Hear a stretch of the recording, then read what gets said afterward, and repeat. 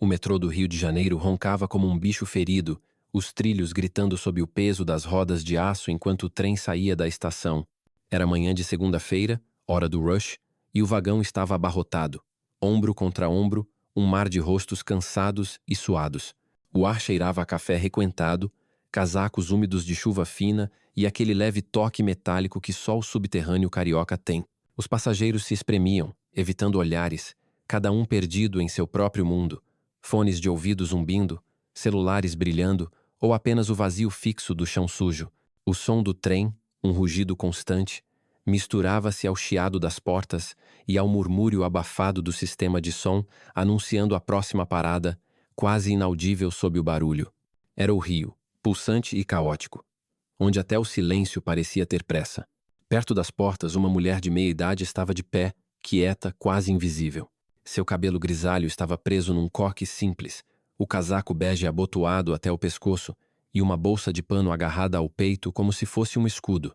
Dentro, havia uma garrafa de suco de laranja, um pão francês fresquinho e algumas mangas maduras, compradas na feira da manhã, como ela fazia toda semana desde que se aposentou.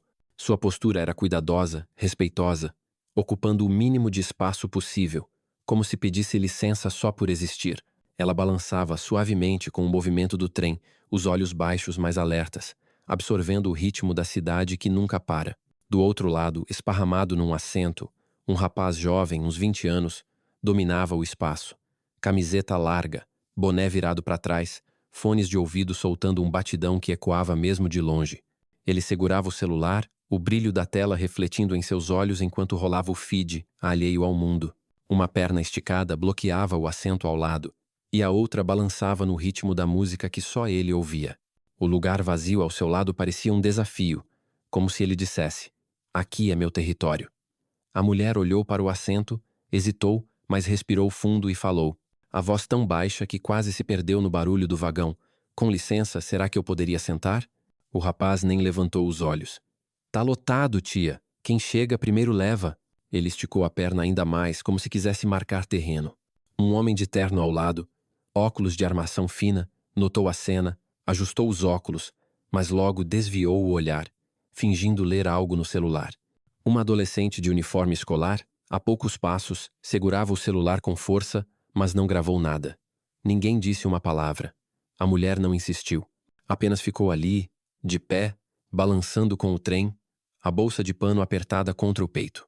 As mangas dentro rolavam levemente, e ela segurava a bolsa com mais força, como se protegesse algo mais que frutas.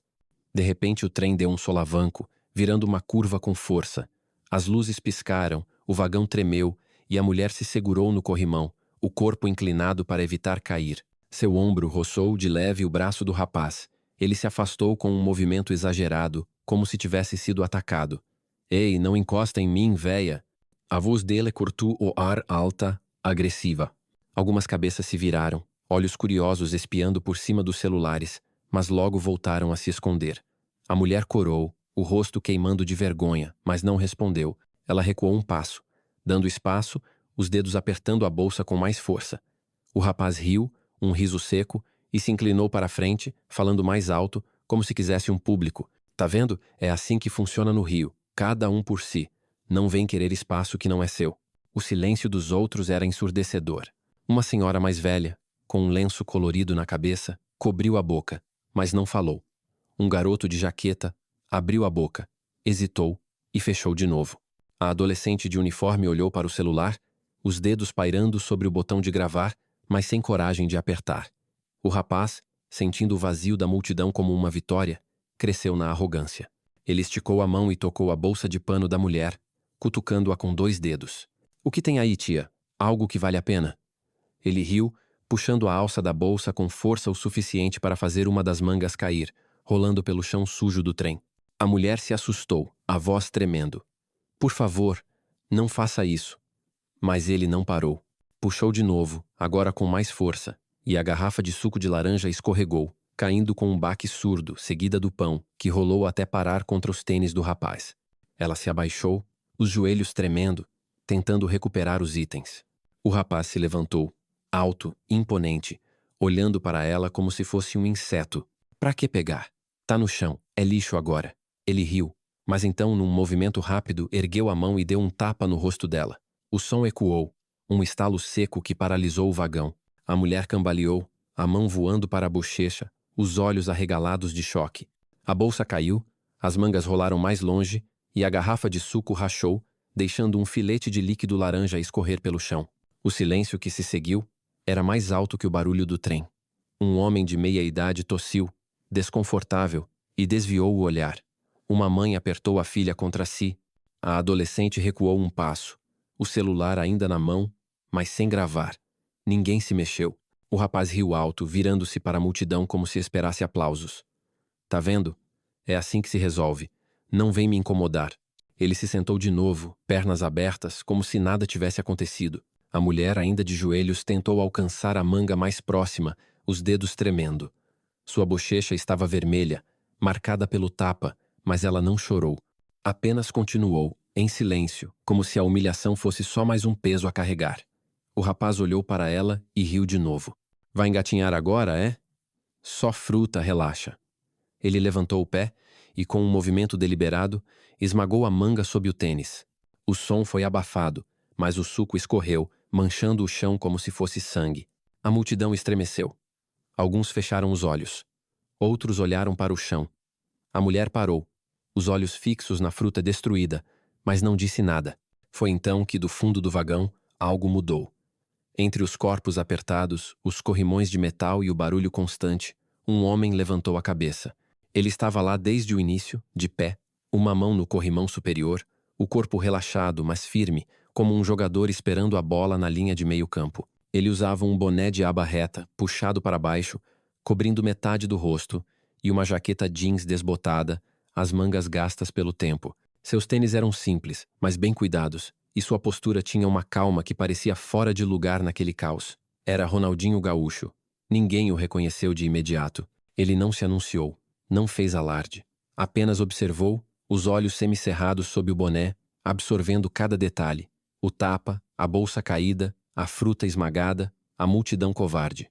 Ele viu tudo, e o trem acabava de entrar num túnel escuro, o rugido das rodas ecoando como um tambor de guerra.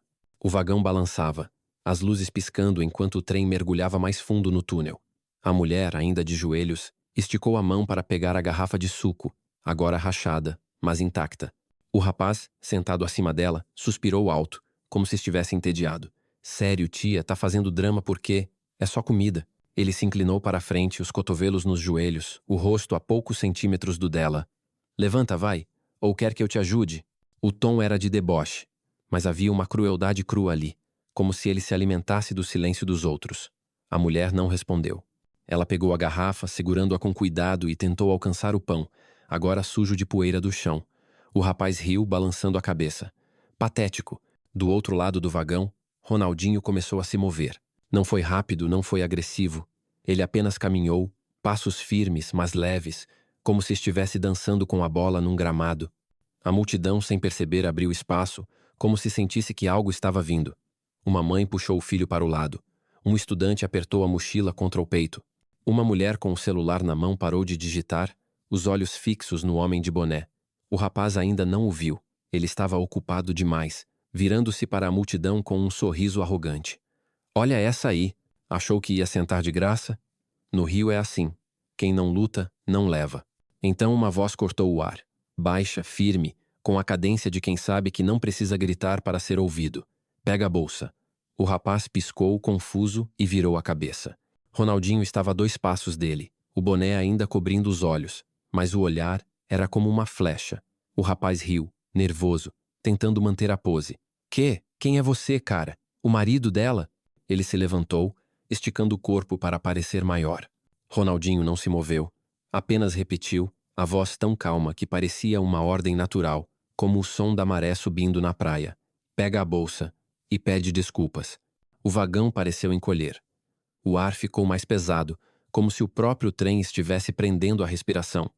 O rapaz riu de novo, mas o som saiu forçado, rachado. Tá de brincadeira, né? Quem você pensa que é? O rei do morro? Ele olhou ao redor, buscando apoio, mas pela primeira vez, os olhos da multidão não estavam baixos. Eles estavam em Ronaldinho. O rapaz sentiu isso, e sua confiança vacilou, mas ele não podia recuar. Não agora. Ele deu um passo à frente, apontando o dedo para Ronaldinho. Se liga, cara. Aqui é meu espaço. Sai fora. Ronaldinho não respondeu. Ele apenas ficou ali, os braços relaxados, o corpo levemente inclinado, como se estivesse pronto para driblar um zagueiro. Mas seus olhos, agora visíveis sob a aba do boné, brilhavam com uma intensidade que fazia o rapaz hesitar. O silêncio cresceu, engolindo o barulho do trem. E então, do fundo do vagão, duas figuras se levantaram. Dois outros rapazes, amigos do primeiro, um mais forte, com uma corrente dourada no pescoço, e outro magro, com tatuagens subindo pelo braço. Eles se aproximaram, flanqueando o primeiro, como lobo cercando uma presa. O rapaz sorriu, agora mais confiante. Viu? Aqui é nós. E você, quer me? Ninguém? Ronaldinho olhou para os três, um de cada vez, como se estivesse avaliando adversários antes de um clássico. Ele não disse nada, apenas ajustou o boné, um movimento tão sutil que quase passou despercebido. Mas quem estava prestando atenção, e agora todos estavam, viu algo mudar. Era como se o ar ao redor dele tivesse ficado mais fino, mais elétrico. A mulher, ainda de joelhos, levantou os olhos para ele. Seu rosto, marcado pelo tapa, mostrava medo, mas também uma faísca de esperança. Ela sabia quem ele era, e sabia que o jogo estava prestes a mudar. O trem chacoalhava, as luzes piscando enquanto o túnel engolia a luz do dia. O rapaz deu um passo à frente, o peito estufado, os punhos cerrados. Última chance, cara. Sai fora ou vai se arrepender. Ronaldinho inclinou a cabeça. Só um pouco, como se estivesse ouvindo a torcida antes de um pênalti. E então, com a mesma calma de quem chuta uma bola no canto do gol, ele falou: Você já teve sua chance. As palavras não foram gritadas, não foram ameaçadoras. Foram ditas como um fato, como se o sol fosse nascer ou a chuva fosse cair. E naquele momento, todos no vagão souberam. Algo grande estava para acontecer. O metrô rugia pelo túnel, o som das rodas contra os trilhos ecoando como tambores numa batalha invisível. As luzes do vagão piscavam, lançando sombras dançantes sobre os rostos tensos dos passageiros. O ar estava carregado, não só pelo calor abafado do Rio de Janeiro, mas por uma eletricidade que parecia emanar do centro do vagão, onde Ronaldinho Gaúcho estava, de pé, enfrentando três valentões. O boné de aba reta cobria metade de seu rosto, mas os olhos brilhavam com a mesma intensidade de quando ele encarava uma defesa adversária no Maracanã. O rapaz que havia esbofeteado sua esposa, agora flanqueado por dois comparsas, tentava manter a pose, mas sua voz tremia levemente, traída pela tensão. Você acha que é quem, cara? Aqui é nosso território. Ele apontou o dedo, mas o gesto parecia mais um pedido de apoio do que uma ameaça. Ronaldinho não respondeu. Apenas ficou ali, o corpo relaxado, mas firme, como se estivesse esperando o apito inicial de uma partida. O vagão parecia um palco, e todos os passageiros, atores mudos, assistiam ao confronto com a respiração suspensa. Uma mãe apertava a mão da filha, os olhos arregalados. Um homem de terno, agora sem fingir ler o celular, observava com a boca entreaberta. A adolescente de uniforme, que antes hesitara em gravar, agora segurava o celular com as duas mãos, o dedo pairando sobre o botão de vídeo, mas ainda sem coragem de apertar. O rapaz principal, sentindo o peso dos olhares, riu alto, tentando recuperar o controle. Tá vendo, galera? Esse cara acha que é o dono do pedaço, mas aqui no Rio a gente não respeita a pose. Ele deu um passo à frente, os punhos cerrados, e seus comparsas o seguiram, o mais forte à direita, com uma corrente dourada brilhando no pescoço, e o mais magro à esquerda, as tatuagens subindo pelo braço como cobras. Ronaldinho olhou para os três, um de cada vez, como se estivesse mapeando o campo antes de um contra-ataque. Ele não disse nada, apenas ajustou o peso do corpo, um movimento tão sutil que só quem já o viu jogar perceberia. Era o mesmo equilíbrio que ele usava para driblar zagueiros. Pega a bolsa e pede desculpas. Ronaldinho repetiu, a voz tão calma que parecia flutuar sobre o barulho do trem. O rapaz riu, mas o som saiu forçado, como se ele soubesse que estava perdendo terreno. Você tá louco, velho? Pede desculpas por quê? Por ela ter invadido meu espaço? Ele virou-se para a multidão, buscando apoio, mas os olhos que encontrou não eram mais indiferentes. Alguns passageiros começavam a murmurar, e uma voz baixa, quase inaudível, veio do fundo. É ele, é o Ronaldinho. O nome passou de boca em boca, como uma brisa que ganha força, e o rapaz sentiu o chão tremer sob seus pés. Ele balançou a cabeça, tentando ignorar. Ronaldinho, aquele cara do futebol, tá de sacanagem. Ele deu um passo à frente, empurrando o peito de Ronaldinho com as duas mãos, como se quisesse provar que não tinha medo. Mas Ronaldinho não caiu. Ele recuou meio passo, não por fraqueza, mas como quem deixa a bola rolar para enganar o adversário. Num movimento fluido, quase dançante, ele girou o corpo, desviando do empurrão, e deixou o rapaz tropeçar no próprio impulso, caindo contra o corrimão com um grunhido. O vagão explodiu em suspiros abafados. O comparsa mais forte, com a corrente dourada, avançou, erguendo o punho como se fosse um martelo. Ronaldinho, com a mesma leveza de um samba, inclinou-se para o lado, deixando o soco cortar o ar, e usou o ombro para empurrar o homem contra o assento vazio. O impacto foi seco, e o homem ficou lá, ofegante, segurando o peito. O comparsa magro tentou atacar por trás, mas Ronaldinho, como se tivesse olhos na nuca, girou nos calcanhares, desviou do golpe e deixou o homem tropeçar nos próprios pés, caindo de cara no chão. O vagão inteiro parecia vibrar, não pelo trem, mas pela dança precisa e silenciosa de Ronaldinho. A multidão agora não escondia mais o espanto. Um garoto de boné segurando uma mochila sussurrou para o amigo: "Cara, é ele mesmo, o Ronaldinho Gaúcho." Uma mulher mais velha, com um lenço colorido, murmurou: "Eu sabia, só ele se move assim." Celulares começaram a ser erguidos, não mais com hesitação, mas com reverência, como se capturassem um momento histórico. Ronaldinho, no entanto, não parecia notar. Ele se abaixou, pegou a bolsa de pano caída e a segurou com cuidado, verificando se a garrafa de suco rachada ainda aguentava. Então olhou para sua esposa, que estava de pé, a poucos metros, a bochecha ainda vermelha do tapa, mas os olhos firmes, cheios de confiança. "Você tá bem?" Ele perguntou, a voz tão suave que parecia uma carícia. Ela assentiu, segurando as lágrimas. "Tô, amor. Só cuida disso." O rapaz principal, agora de pé, esfregava o braço onde havia batido no corrimão. Ele olhou para Ronaldinho, depois para os comparsas no chão, e a raiva substituiu o medo. "Você acha que acabou? Aqui é Rio, cara. A gente não cai tão fácil." Ele estalou os dedos, e do fundo do vagão uma quarta figura se levantou. Ninguém o havia notado até agora. Ele era diferente dos outros. Quieto, encapuzado, com as mãos enfiadas nos bolsos de um moletom escuro. Ele não gritava, não fazia pose. Apenas caminhou, passos lentos, mas decididos, como um predador que não precisa correr para caçar. Os passageiros mais próximos recuaram, sentindo o perigo. Uma mulher sussurrou: "Quem é esse cara?" Mas não havia tempo para respostas. O encapuzado parou a poucos passos de Ronaldinho, tirou a mão do bolso e revelou um bastão de madeira, curto, mas reforçado, do tipo que seguranças usam em bares.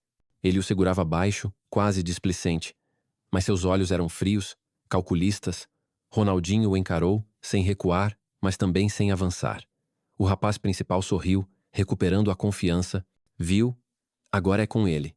Boa sorte, Ronaldinho. O encapuzado não disse nada. Ele apenas girou o bastão na mão, um movimento rápido, e avançou, mirando o ombro de Ronaldinho. O golpe veio como um raio, e o som do impacto ecoou no vagão, um baque surdo que fez todos estremecerem. Ronaldinho cambaleou, o ombro direito cedendo sob a força, e um filete de sangue escorreu por baixo da manga da jaqueta. Sua esposa gritou, levando as mãos à boca. A multidão engasgou. Alguns celulares caíram das mãos trêmulas. O encapuzado recuou um passo, o bastão ainda na mão, o rosto impassível. Ele não comemorou, não riu. Apenas observou, como se esperasse Ronaldinho cair. Mas Ronaldinho não caiu. Ele respirou fundo, os olhos semicerrados, e endireitou o corpo, ignorando a dor que pulsava no ombro. O sangue pingava no chão, mas sua postura era a mesma de quando enfrentava uma marcação cerrada no campo, firme, inabalável. Ele olhou para o encapuzado, e algo em seu olhar fez o homem hesitar, o bastão tremendo levemente na mão. "Larga isso", Ronaldinho disse, a voz baixa, mas carregada de autoridade. O encapuzado riu, um som seco, e ergueu o bastão novamente, agora mirando a cabeça. Mas Ronaldinho era mais rápido. Ele girou o corpo, desviando do golpe por milímetros, e com um movimento fluido, segurou o pulso do encapuzado, torcendo-o com precisão. O bastão caiu, rolando pelo chão do vagão, e o homem tentou se soltar, mas Ronaldinho o segurava como se fosse uma bola que ele não deixaria escapar. Ele não torceu mais, não precisava. Apenas empurrou, leve, mas firme. E o encapuzado caiu sentado, o ar escapando de seus pulmões. O vagão explodiu em murmúrios, alguns aplausos tímidos ecoando. Ronaldinho não olhou para a multidão. Ele se abaixou, pegou o bastão e o jogou para o canto, como se fosse um objeto sem importância. O rapaz principal, agora pálido, recuou até encostar na porta do trem. Você tá louco, cara? Isso não acaba assim. Ele olhou para os comparsas, mas o forte ainda estava ofegante. O magro mal conseguia se levantar, e o encapuzado, agora sem o bastão, parecia perdido. Ronaldinho caminhou até a bolsa de pano, pegou-a com cuidado e a entregou à esposa, que agora estava de pé, os olhos brilhando com uma mistura de orgulho e alívio. Desculpa pela bagunça, ele disse, com um meio sorriso, o mesmo sorriso que encantava estádios. Ela balançou a cabeça, segurando a bolsa com força. Você nunca faz bagunça, amor. Mas o confronto ainda não havia acabado. O rapaz principal, desesperado para salvar a cara, pegou a garrafa de suco rachada do chão e a jogou contra Ronaldinho, mirando seu peito. Ronaldinho desviou com um movimento de corpo, como se estivesse driblando um carrinho, e a garrafa se espatifou contra a parede, o suco laranja espirrando como uma pintura caótica. O rapaz gritou: Você acha que é intocável? Aqui é Rio, cara, a gente volta. Ele tentou correr para o outro lado do vagão, mas as portas estavam fechadas, o trem ainda no túnel. Ele bateu no painel de emergência gritando: Abre, abre logo! Mas ninguém respondeu. Ronaldinho não o perseguiu. Ele apenas ficou ali, o ombro sangrando, o boné ligeiramente desalinhado, mas o olhar firme como sempre. Ele olhou para a esposa, depois para a multidão, e algo mudou no ar. Os passageiros não estavam mais apenas assistindo, eles sentiam. Uma mulher de meia idade com brincos dourados sussurrou: Ele não tá lutando por ele, tá lutando por ela. Um garoto com uma camiseta do Flamengo disse ao amigo: Cara, é o Ronaldinho, ele não perde. E, pela primeira vez, o vagão parecia vivo, não mais preso no medo ou na indiferença. Ronaldinho caminhou até o rapaz que agora estava encurralado contra a porta, as mãos erguidas, não em rendição, mas em pânico. Tá bom, eu pego a bolsa, cara, relaxa. Ele se abaixou, trêmulo, e pegou o pão sujo do chão, segurando-o como se fosse uma oferenda. Ronaldinho o encarou, os olhos tão intensos que o rapaz deixou o pão cair de novo gaguejando. Foi mal,